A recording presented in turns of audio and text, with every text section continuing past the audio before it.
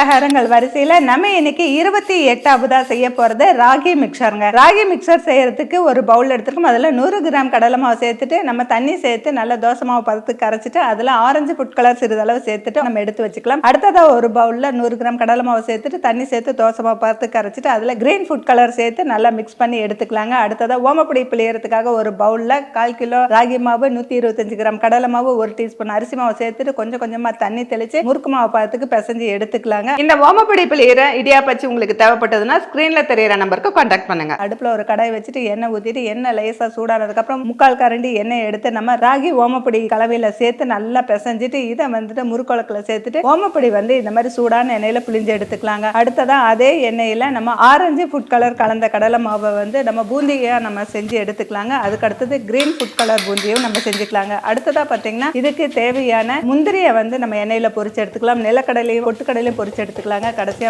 ஒரு கட்டி பூண்டு தட்டி வச்சிருக்கோம், அதையும் பொரிச்சு எடுத்துக்கலாம். அது கூட சிறிதளவு கருவேப்பிலையும் பொரிச்சு எடுத்துக்கலாங்க. இப்ப எல்லாமே பொரிச்சு எடுத்தாச்சு. அது கூட தேவையான அளவு உப்புத்தூள், மிளகாய்த்தூள், பெருங்காயத்தூள் சேர்த்து நல்லா மிக்ஸ் பண்ணி எடுத்தோம்னா ராகி மிக்சர் சூப்பரா கலர்ஃபுல்லா ரெடி ஆயிருங்க. இந்த வீடியோ பிடிச்சிருந்தா லைக் பண்ணுங்க, ஃபுடி தமிழா ஃபாலோ பண்ணுங்க.